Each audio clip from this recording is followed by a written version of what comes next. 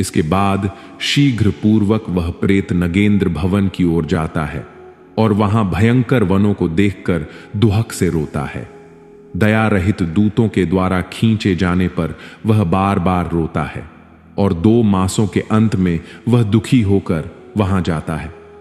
बांधव द्वारा दिए गए पिंड, जल और वस्त्र का उपभोग करके यम किंक के द्वारा पाश से बार बार खींचकर पुनः आगे ले जाया जाता है। 3 मास में वह गंधर्व नगर को प्राप्त होता है और वहां त्रैमासिक पिंड खाकर आगे चलता है। 4 मास में वह शैलागंपुला होती है। वहां 4 मासिक पिंड को खाकर वह कुछ सुखी होता है। इसके बाद 5वें महीने में वह प्रेत क्रौच पुंब में स्थित होता है। वहां बांधव द्वारा हाथ से दिए गए 5वें मासिक पिंड को खाकर वह आगे क्रूरपुर की ओर चलता है। 1.5 मास के बाद बांधव द्वारा प्रदत्त ऊन और मासिक पिंड और घट से तृप्त होकर वह वहां आधे मुहूर्त तक विश्राम करता है। डराए जाने पर यमदूतों के द्वारा वह दुख से कांपता हुआ उस पुर को छोड़कर चित्र भवन नामक पुर को जाता है, जहां यम का छोटा भाई विचित्र नाम वाला राजा राज्य करता है। उस विशाल शरीर वाले राजा को देखकर जब वह जीव डर से भागता है, तब सामने आकर कवर्थ धीवर उससे यह कहते हैं, हम इस महावैतरणी नदी को पार करने वालों के लिए नाव लेकर आए हैं। यदि तुम्हारा इस प्रकार पुण्य हो तो इसमें बैठ सकते हो। तत्वदर्शी मुनियों ने दान को ही वितरण देना या बांटना कहा है। यह वैतरणी नदी वितरण के द्वारा ही पार की जा सकती है, इसलिए इसे वैतरणी कहा जाता है। यदि तुमने वैतरणी गौ का दान किया हो तो नौका तुम्हारे पास आएगी, अन्यथा नहीं। उन्हें यह वचन सुनकर प्रेत कहता है, हा देव, ऐसा कहता है।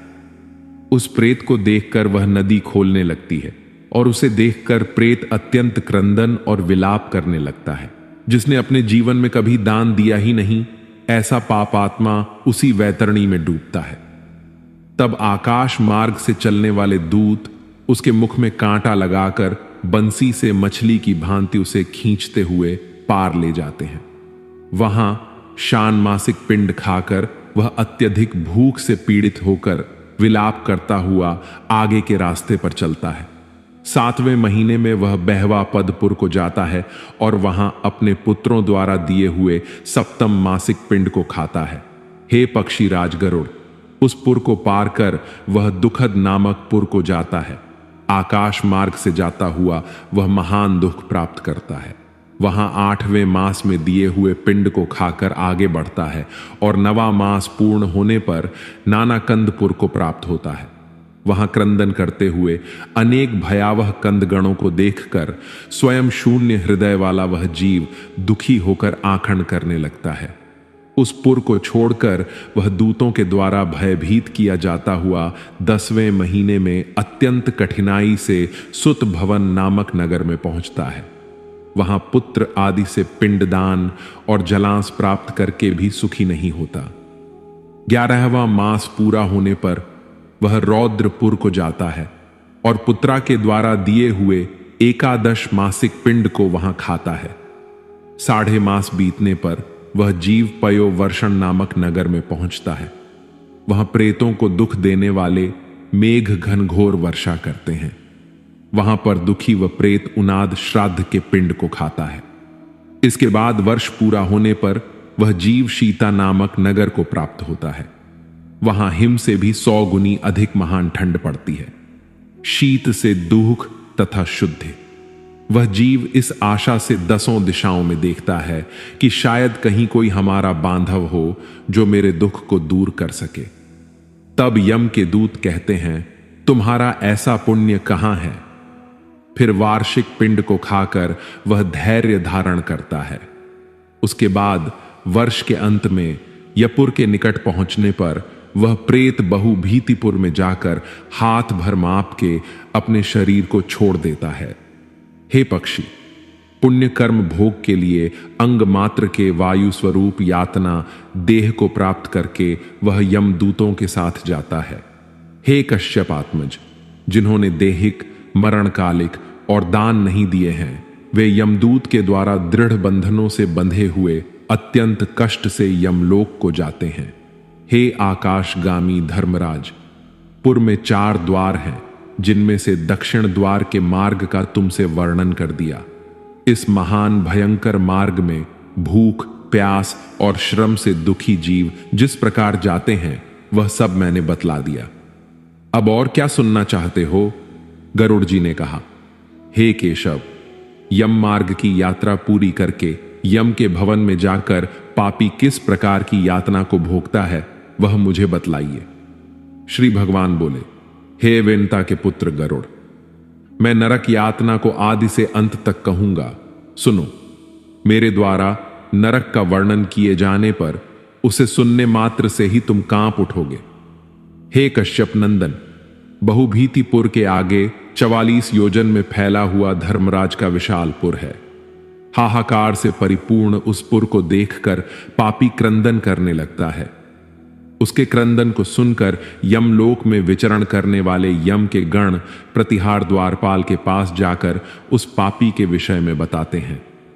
धर्मराज के द्वार पर सर्वदा धर्मध्वज नामक प्रतिहार द्वारपाल स्थित रहता है। वह द्वारपाल जाकर चित्रगुप्त से उस प्राणी के शुभ और अशुभ कर्मों को बताता है। उसके बाद चित्रगुप्त भी उसके विषय में धर्मराज से निवेदन करते हैं।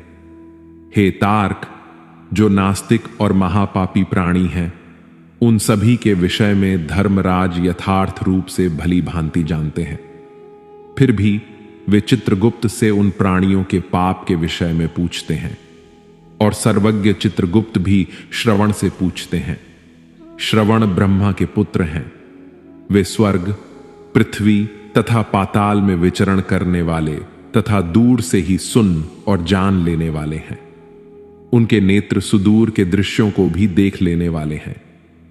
श्रवण नाम की उनकी पृथक पृथक पत्नियां भी उसी प्रकार के स्वरूप वाली हैं, अर्थात श्रवण के समान ही। वे स्त्रियों की सभी प्रकार की चेष्टा को तत्व जानती हैं। मनुष्य छिपकर अथवा प्रत्यक्ष रूप से जो कुछ करता और कहता है वह सब मनुष्य के मानसिक, वाचिक और कायिक सभी प्रकार के शुभ और अशुभ कर्मों को ठीक ठीक जानते हैं। मनुष्य और देवताओं के अधिकारी वे श्रवण और श्रवण याम सत्यवादी हैं। उनके पास ऐसी शक्ति है जिसके बल पर वे मनुष्य के कृत कर्मों को बतलाते हैं। व्रत, दान और सत्य वचन से जो मनुष्य उन्हें प्रसन्न करता है, उनके प्रति वे सौम्य तथा स्वर्ग और मोक्ष प्रदान करने वाले हो जाते हैं। वे सत्यवादी श्रवण पापियों के पाप कर्मों को जानकर धर्मराज के सम्मुख यथावत कह देने के कारण पापियों के लिए दुखदायी हो जाते हैं। सूर्य, चंद्रमा, वायु, अग्नि, आकाश, भूमि, जल, हृदय, यम, दिन रात, दोनों संध्या और धर्म, यह सभी मनुष्य के वृत्तांत को जानते हैं। धर्मराज, चित्रगुप्त, श्रवण और सूर्य आदि मनुष्य के शरीर में स्थित सभी पाप और पुण्य को पूर्णतया देखते हैं। इस प्रकार पापियों के पाप के विषय में सुनिश्चित जानकारी प्राप्त करके यम उन्हें बुलाकर अपना अत्यंत भयंकर रूप दिखाते हैं। वे पापी यम के ऐसे भयंकर रूप को देखते हैं जो हाथ में दंड लिए हुए, बहुत बड़ी काया वाले, भैंसे के ऊपर स्थित मेघ के समान आवाज वाले, काजल के पर्वत के समान, बिजली की प्रभाव वाले, आयु आदि के कारण भयंकर, 32 भुजाओं वाले, 3 योजन के लंबे चौड़े विस्तार वाले, बावली के समान गोल नेत्रों वाले, बड़ी बड़ी दाढ़ों के कारण भयंकर मुख वाले, लाल लाल आंखों वाले और लंबी नाक वाले हैं। मृत्यु और ज्वर आदि से संयुक्त होने के कारण चित्रगुप्त भी भयावह है। यम के समान भयानक सभी दूत उनके समीप पापियों को डराने के लिए गरजते रहते हैं। उन चित्रगुप्त को देखकर भयभीत होकर पापी हाहाकार करने लगता है। दान न करने वाला वह पापात्मा कांपता है और बार बार विलाप करता है। तब चित्रगुप्त यम की आज्ञा से क्रंदन करते हुए और अपने पाप कर्मों के विषय में सोचते हुए उन सभी प्राणियों से कहते हैं, अरे पापियों, दुराचार से, अहंकार से दूषित होकर तुम अविवेकपूर्ण क्यों पाप करते हो? काम, क्रोध और पापियों की संगति से जो पाप तुमने किया है वह दुख देने वाला है। फिर हे मूर्ख जनों, तुमने वह पाप कर्म क्यों किया? पूर्व जन्म में तुम लोगों ने जिस प्रकार अत्यंत हर्षपूर्वक पाप कर्मों को किया है, उसी प्रकार यातना भी भोगनी चाहिए। इस समय यातना भोगने से क्यों डर रहे हो? तुम लोगों ने जो बहुत से पाप किए हैं, वे पाप ही तुम्हारे दुख का कारण है। इसमें हम लोग कारण नहीं हैं। मूर्ख हो या पंडित, दरिद्र हो या धनवान, सबल हो या निर्बल, यमराज सभी से समान व्यवहार करने वाले कहे गए हैं। चित्रगुप्त के इस प्रकार के वचनों को सुनकर वे पापी अपने कर्मों के विषय में सोचते हुए निष्कशेष्ट होकर चुपचाप बैठ जाते हैं। धर्मराज भी चोर की भांति निश्चल बैठे हुए उन पापियों को देखकर उनके पापों का मार्जन करने के लिए यथोचित दंड देने की आज्ञा करते हैं। इसके बाद वे दूत कहते हैं, मैं जानता हूं कि आप सभी बहुत ही मन, वाणी और संयम के साथ इस महागरुण पुराण का अध्ययन कर रहे हैं और इसके अंदर जितने भी अध्याय बता जा रहे हैं, आप उनको अच्छे से सुन रहे होंगे और समझने का प्रयास कर रहे होंगे।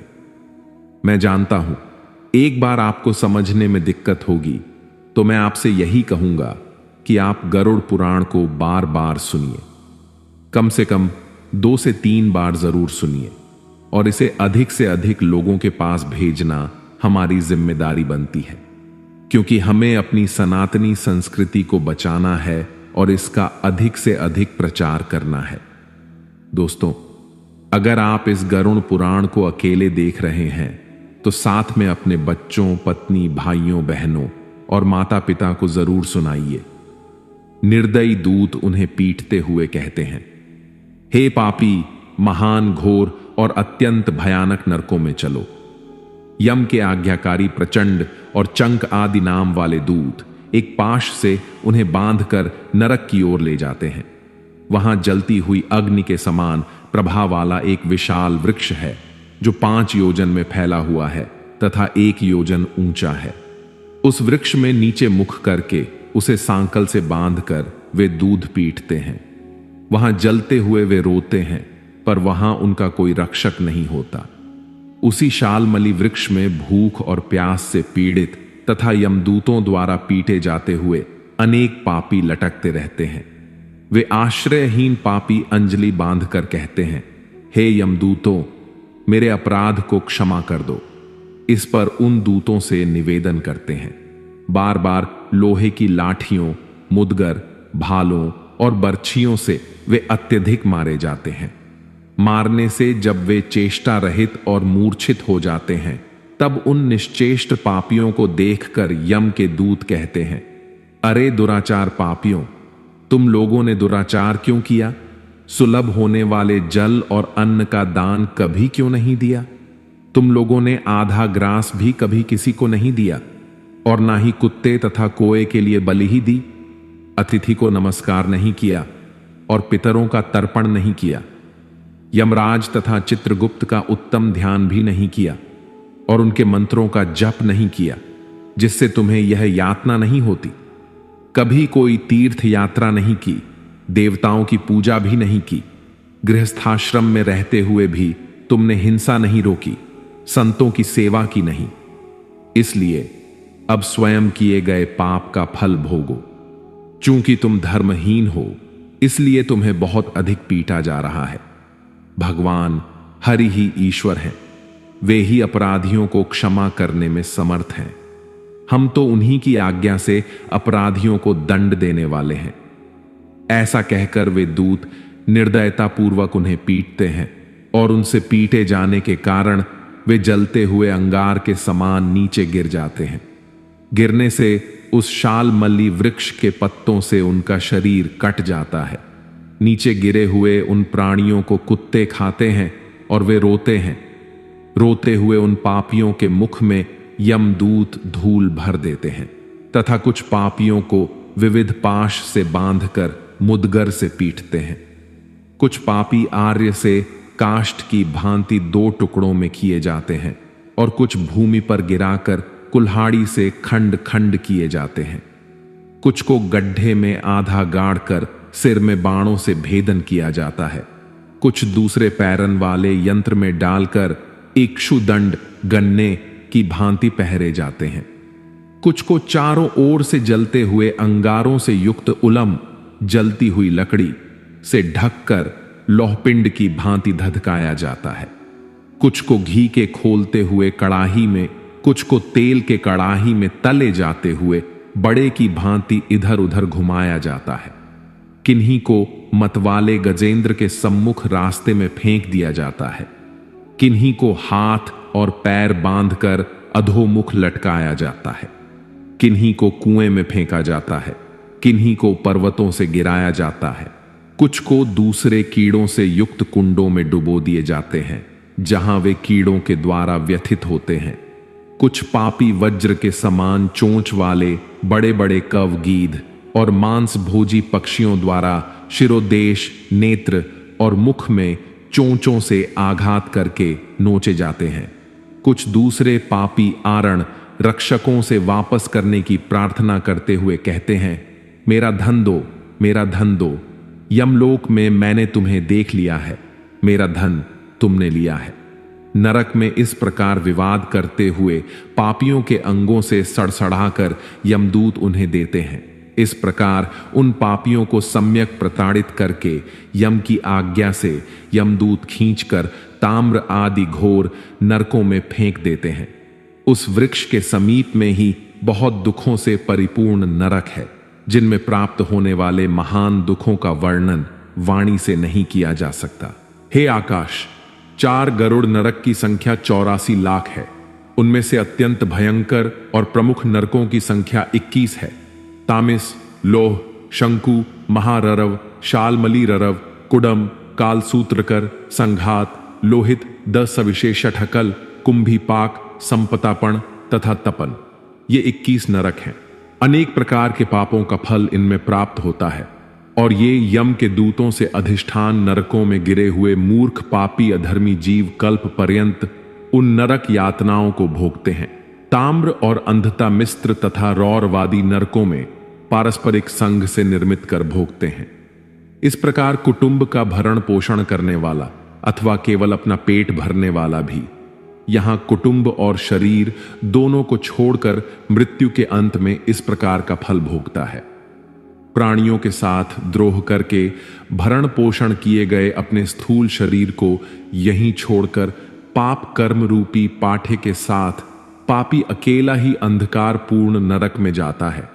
जिसका द्रव्य चोरी चला गया है, इस व्यक्ति की भांति पापी पुरुष देव से प्राप्त अधर्म पूर्वक कुटुंब पोषण के फल को नरक में आतुर होकर भोगता है। केवल अधर्म से कुटुंब के भरण पोषण के लिए प्रयत्नशील व्यक्ति अंधकार की पराकाष्ठा अंधता मिस्र नामक नरक में जाता है। मनुष्य लोक के नीचे नरकों की जितनी यातनाएं हैं, क्रमशः उनका भोग भोगते हुए वह पापी शुद्ध होकर पुण्य में इस मृत्युलोक में जन्म पाता है।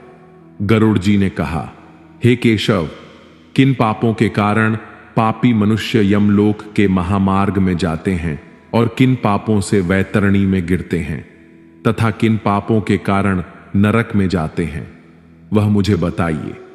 श्री भगवान बोले, सदा पाप कर्मों में लगे हुए शुभ कर्म से विमुख प्राणी एक नरक से दूसरे नरक को, एक दुख के बाद दूसरे दुख को तथा एक भय के बाद दूसरे भय को प्राप्त होते हैं। धार्मिक जन धर्मराजपुर में 3 दिशाओं में स्थित द्वारों से जाते हैं और पापी पुरुष दक्षिण द्वार के मार्ग से ही वहां जाते हैं। इसी महादूख दक्षिण मार्ग में वैतरणी नदी है। उसमें जो पापी पुरुष जाते हैं उन्हें मैं तुम्हें बताता हूं। जो ब्राह्मणों की हत्या करने वाले, सुरापान करने वाले, गोघाती, बाल हत्यारे, स्त्री की हत्या करने वाले, गर्भपात करने वाले और गुप्त रूप से पाप करने वाले हैं। जो गुरु के धन को हरण करने वाले, देवता अथवा ब्राह्मण का धन हरण करने वाले, स्त्री द्रव्यहारी, बाल द्रव्यहारी हैं। जो आरण लेकर उसे न लौटाने वाले, धरोहर का अपहरण करने वाले, विश्वासघात करने वाले, विष देकर मार डालने वाले, दूसरे के दोष को ग्रहण करने वाले, गुणों की प्रशंसा न करने वाले, गुणवान के साथ डाह रखने वाले, नीच के साथ अनुराग रखने वाले, मूढ़ सत्संगति से दूर रहने वाले हैं, जो तीर्थों, सज्जनों, सत्कर्म, गुरुजनों और देवताओं की निंदा करने वाले हैं, पुराण, वेद, मीमांसा, न्याय और वेदांत को दूषित करने वाले हैं, दुखी व्यक्ति को देखकर प्रसन्न होने वाले, प्रसन्न को दुख देने वाले, दुर्याचन बोलने वाले तथा सदा दूषित चित्त वृत्तियों वाले हैं, जो हितकर वाक्य और शास्त्रीय वचनों को कभी न सुनने वाले, अपने को सर्वश्रेष्ठ समझने वाले, घमंडी मूर्ख होते हुए अपने को विद्वान समझने वाले हैं। यह तथा अन्य बहुत पापों का अर्जन करने वाले अधर्मी जीव रात दिन रोते हुए यम मार्ग में जाते हैं। यमदूतों के द्वारा पीटे जाते हुए वे पापी वैतरणी की ओर जाते हैं और उसमें गिरते हैं। इसे उन पापियों के विषय में मैं तुम्हें बताता हूं जो माता पिता, गुरु, आचार्य तथा पूज्य जनों को अपमानित करते हैं। वे मनुष्य वैतरणी में डूबते हैं। जो पुरुष पतिव्रता, सच्चरित्र, उत्तम कुल में उत्पन्न, विनय से युक्त स्त्री को द्वेष के कारण छोड़ देते हैं, वे वैतरणी में पड़ते हैं। जो हजारों गुणों के होने पर भी सत्पुरुषों में दोष का आरोपण करते हैं और उनकी अवहेलना करते हैं, वे वैतरणी में पड़ते हैं। वचन देकर जो ब्राह्मण को यथार्थ रूप में दान नहीं देता है और बुलाकर जो व्यक्ति नहीं है ऐसा कहता है, वे दोनों सदा वैतरणी में निवास करते हैं।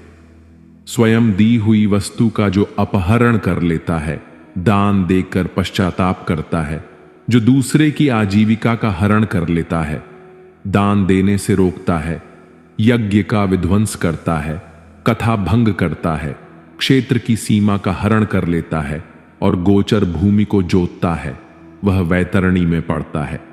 ब्राह्मण होकर रस विक्रय करने वाला, वृष का पति, शूद्र स्त्री का ब्राह्मण पति, वेद प्रतिपादित यज्ञ के अतिरिक्त अपने लिए पशुओं की हत्या करने वाला, ब्रह्म कर्म से छूट, मांस भोजी, मद्य पीने वाला, उच्च रखल स्वभाव वाला, शास्त्र अध्ययन से रहित ब्राह्मण, वेद पढ़ने वाला शूद्र, कपिला का दूध पीने वाला शूद्र, यज्ञोपवित धारण करने वाला शूद्र, ब्राह्मणी का पति बनने वाला शूद्र, राजमहिष के साथ व्यभिचार करने वाला, पराई स्त्री का अपहरण करने वाला, कन्या के साथ कामाचार की इच्छा रखने वाला तथा जो सतीत्व नष्ट करने वाला है, यह सभी और इस प्रकार के अन्य पापी भी शालमली वृक्ष द्वारा बहुत ताड़ना प्राप्त करते हैं।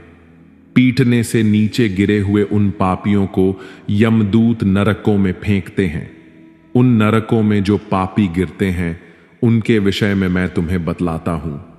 वेद की निंदा करने वाले, नास्तिक, मर्यादा का उल्लंघन करने वाले, कंजूस, विषयों में डूबे रहने वाले, दंभी तथा कृतघ्न मनुष्य निश्चय ही नरकों में गिरते हैं।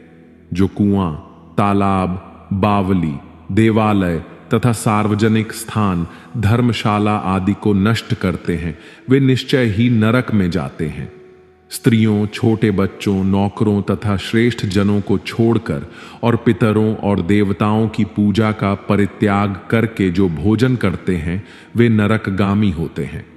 जो मार्गों को कीलों से, पुलों से, लकड़ियों से तथा पत्थरों और कांटों से रोकते हैं, निश्चय ही वे नरकगामी होते हैं। जो मंद पुरुष भगवान शिव, भगवती शक्ति, नारायण, सूर्य, गणेश, सद्गुरु और विद्वान इनकी पूजा नहीं करते, वे नरक में जाते हैं। दासी को अपनी शैया पर आरोपित करने से ब्राह्मण अधोगति को प्राप्त होता है और शूद्र में संतान उत्पन्न करने से वह ब्राह्मण से हो जाता है। वह ब्राह्मण धर्म कभी भी नमस्कार के योग्य नहीं होता। जो मूर्ख ईस ब्राह्मण की पूजा करते हैं, वे नरकगामी होते हैं। दूसरों के कलह से प्रसन्न होने वाले, जो मनुष्य ब्राह्मणों के कलह तथा गम की लड़ाई को नहीं रुकवाते हैं, प्रत्यय सा देखकर प्रसन्न होते हैं अथवा उसका समर्थन करते हैं, बढ़ावा देते हैं वे अवश्य ही नरक में जाते हैं। जिसका कोई दूसरा शरण नहीं है, इसी पतिप्राय स्त्री के रथ काल की द्वेषवश उपेक्षा करने वाले निश्चित ही नरकगामी होते हैं। जो कामा पुरुष रजस्वला स्त्री से गमन करते हैं अथवा पर्व के दिनों, अमावस्या, पूर्णिमा आदि में, जल में, दिन में तथा श्राद्ध के दिन कामुक होकर स्त्री संग करते हैं, वे नरकगामी होते हैं। जो अपने शरीर के मल को आग, जल, उपवन, मार्ग अथवा गौशाला में फेंकते हैं, वे भी निश्चित ही नरकगामी होते हैं। जो हथियार बनाने वाले, बाण और धनुष का निर्माण करने वाले तथा इनका विक्रय करने वाले हैं, वे नरकगामी होते हैं। चमड़ा बेचने वाले वैश्य, केश योनि का विक्रय करने वाली स्त्रियां तथा विष का विक्रय करने वाले, यह सभी नरक में जाते हैं। जो अनाथ के ऊपर कृपा नहीं करते हैं, सत्पुरुषों से द्वेष करते हैं और निरपराध को दंड देते हैं, वे नरकगामी होते हैं। आशा लगाकर घर पर आए हुए ब्राह्मणों और याचकों को पाक संपन्न रहने पर भी जो भोजन नहीं कराते, वे निश्चय ही नरक प्राप्त करने वाले होते हैं। जो सभी प्राणियों में विश्वास नहीं करते और उन पर दया नहीं करते तथा जो सभी प्राणियों के प्रति कुटिलता का व्यवहार करते हैं, वे निश्चय ही नरकगामी होते हैं। जो अजिद्र पुरुष नियमों को स्वीकार करके बाद में उन्हें त्याग देते हैं, वे नरकगामी होते हैं। जो अध्यात्म विद्या प्रदान करने वाले गुरु को नहीं मानते और जो पुराण वक्ता को नहीं मानते, वे नरक में जाते हैं। विवाह को भंग करने वाला, देव यात्रा में विघ्न करने वाला तथा तीर्थ यात्रियों को लूटने वाला घोर नरक में वास करता है और वहां से उसका पुनरावर्तन नहीं होता। जो महापाप घर, गांव तथा जंगल में आग लगाता है, यमदूत उसे ले जाकर अग्निकुंडों में पकाते हैं। इस अग्नि में जले हुए अंग वाला वह पापी जब छाया की याचना करता है, तो यमदूत उसे असिपत्र नामक वन में ले जाते हैं, जहां तलवार के समान तीक्ष्ण पत्तों से उसके अंग जब कट जाते हैं, तब यमदूत उससे कहते हैं, रे पापी, शीतल छाया में सुख की नींद सो। जब वह प्यास से व्याकुल होकर जल पीने की इच्छा से पानी मांगता है, तो दूतों के द्वारा उसे खोलता हुआ तेल पीने के लिए दिया जाता है। पानी पियो और अन्न खाओ, ऐसा उस समय उनके द्वारा कहा जाता है। उस अति उष्ण तेल के पीते ही उनकी आंतें जल जाती हैं और वे गिर पड़ते हैं। किसी प्रकार पुनः उठकर अत्यंत दीन की भांति प्रलाप करते हैं। विवश होकर ऊर्ध्व श्वास लेते हुए वे कुछ कहने में भी समर्थ नहीं होते। हे तार्क, इस प्रकार की पापियों की बहुत सी यातनाएं बताई गई हैं। विस्तार पूर्वक इन्हें कहने की क्या आवश्यकता, इनके संबंध में सभी शास्त्रों में कहा गया है। इस प्रकार हजारों नर नारी नारकीय यातना को भोगते हुए प्रलय पर्यंत घोर रखों में पकते रहते हैं। उस पाप का अक्षय फल भोग कर पुनः वहीं पैदा होते हैं और यम की आज्ञा से पृथ्वी पर आकर स्थावर आदि योनियों को प्राप्त करते हैं। वृक्ष, गुल्म, लता, वल्ली, गिरी, उजा पर्वत व तथा तृण आदि ये स्थावर योनि कहलाए गए हैं। यह अत्यंत मोह से आवृत कीट, पशु, पक्षी, जलचर तथा देव, इन योनियों को मिलाकर 84 लाख योनियां कही गई हैं। इन सभी योनियों में घूमते हुए जब जीव मनुष्य योनि प्राप्त करते हैं और मनुष्य योनि में भी नरक से आए व्यक्ति चांडाल के घर जन्म लेते हैं तथा उसमें भी कुष्ठ आदि पाप चिन्ह से वे बहुत दुखी रहते हैं। किसी को गलित कुष्ठ हो जाता है, कोई जन्म से अंधे होते हैं और कोई महारोग से व्यथित होते हैं।